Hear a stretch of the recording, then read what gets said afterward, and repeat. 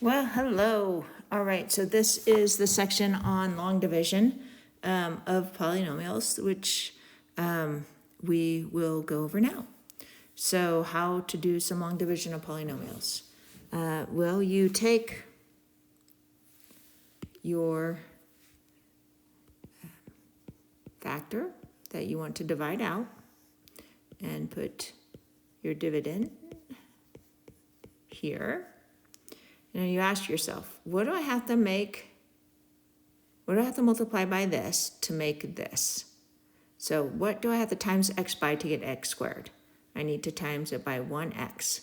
Because it's a single power thing, I like to put it right above my single power to line those up. And then I go this. So basically over here, I'm going to do like x times x minus 1, which gives me x squared minus x.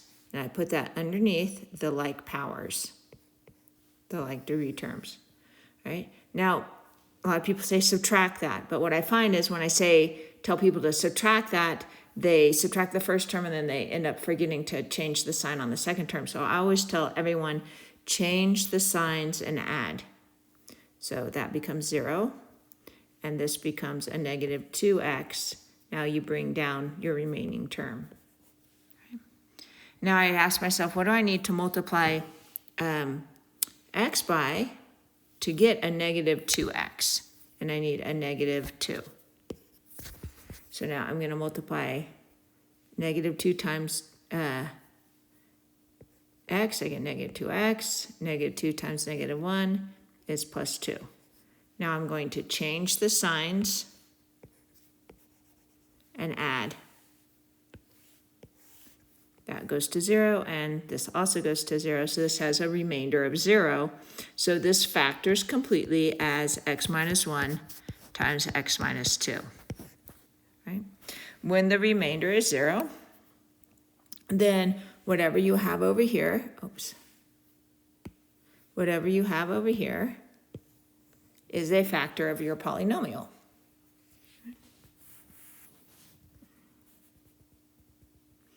Right?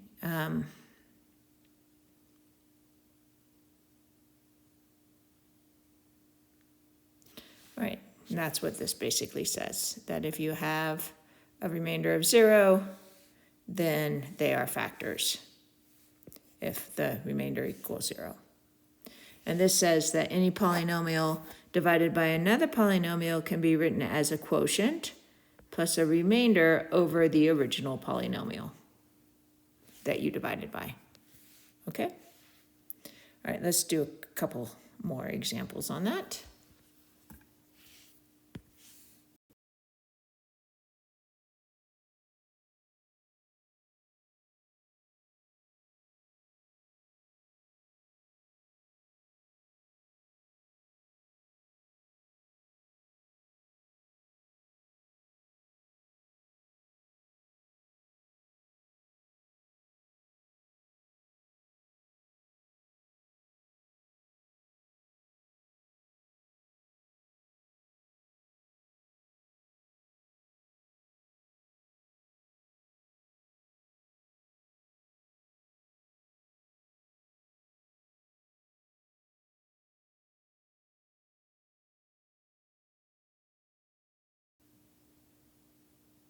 Okay, hopefully I wasn't muted the whole time. That would be pretty bad. So here we go. All right, we're going to do this long division.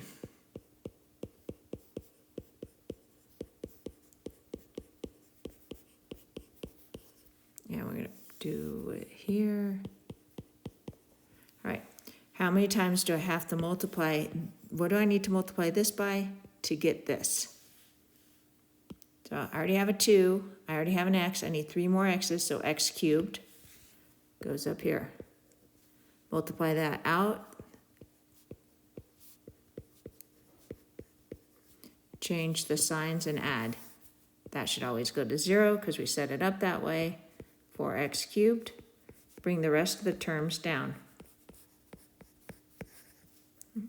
What do I need to multiply this by to get this? A 2x squared.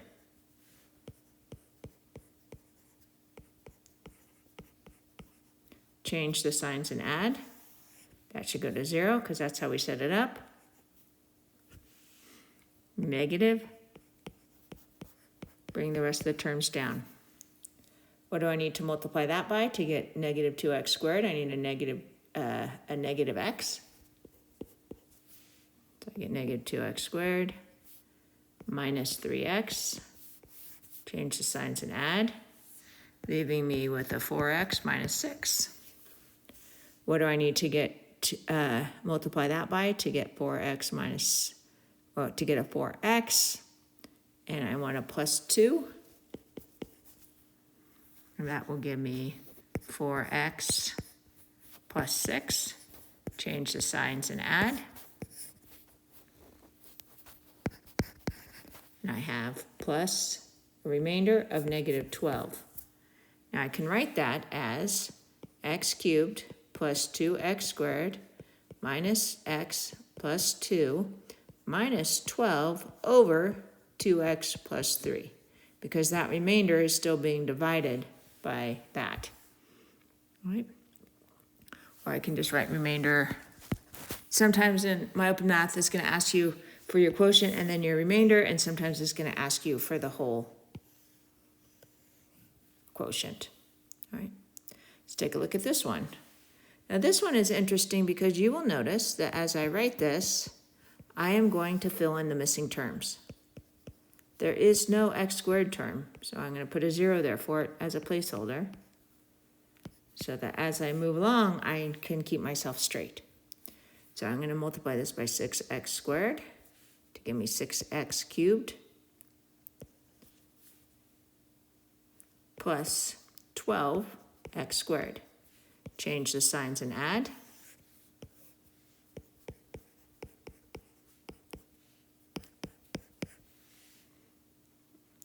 And now I'm going to multiply that again and get, what do I need to multiply that by? A negative 12x.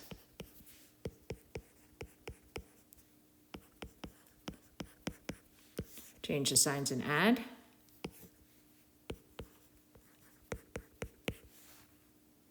And then I want a minus 23.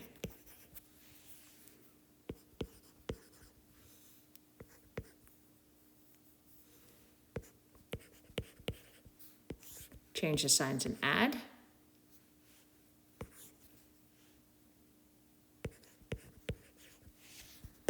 So my remainder term is 45. And that's how I would write it as a quotient. All right.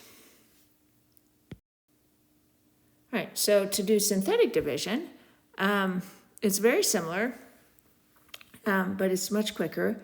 Synthetic division works when it is in the form of x minus some constant or x plus some constant. Does not work when you have to massage it if you are trying to divide by something like 2x minus 3. That won't work for synthetic division. Or if you're trying to divide by x squared plus 3, that won't work for synthetic division unless you factor and change the way it's written. So needs to be by a linear constant with a leading coefficient of 1. So I take this, the 0, which is the opposite of what I have there, minus 2. So what makes this linear thing 0? And then I put my coefficients out. I have my 6. I have a 0 placeholder for my x squared term. I have a 1 and I have a negative 1. Now I drop the first term down, and then I go negative 12. Add those. Multiply, so I multiplied this to get the negative 12. Now I'm going to multiply this to get 24. Add those. Oh, sorry, negative 24, that should be 23. And multiply this to that to get negative, and negative make a positive, 46. And so I got that. Now, this is a cube, so this drops down 1 degree because I took 1 degree out. So this would be 6x squared minus 12x minus 23 plus 45 as a remainder term. All right, so got the same answer as what we got before. All right, so the remainder theorem basically says that the remainder of a function is what happens when you put in c into the polynomial. So I can use that idea to quickly evaluate what P of C is, right? So if I want to find out what P of 2 is, I put 2 there. Now I could just plug it in, right? We can check it. Like I'll check it with my calculator and give us a target of what. If I just plug 2 in,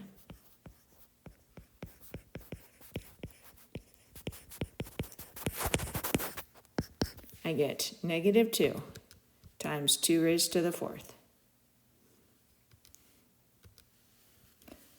plus 6, times 2 to the 3rd, which is 8, plus 6 minus 1. I get 21. So now I'm going to do synthetic division here. My 4th term, my 3rd term, no quadratic term, put a 0 there. 3, -1. -2. -4, that's 2. That's 4, 4. 8, 11, 22 adds to 21. That is much easier than multiplying all that out, especially by hand, right? All right. This says that if it's a factor, then when you do the synthetic division or when you factor it out, you should get 0. So let's see if that's true here. Let's see if this is a factor. I put the opposite in my little box. That's a +3, so I put a -3 there. I got a 2. I got a 0 for my quadratic term. My second degree term is not there, so I need a 0. And then here we go. I drop down the 2. I get -6. -6. -3 times -6 is +18. It gives me 21. This is 3. That's -63. Not 0, so not a factor. Okay. All right, hopefully that is enough to get you guys all going on your homework tonight. Let me know if you have any questions. Thanks. Bye.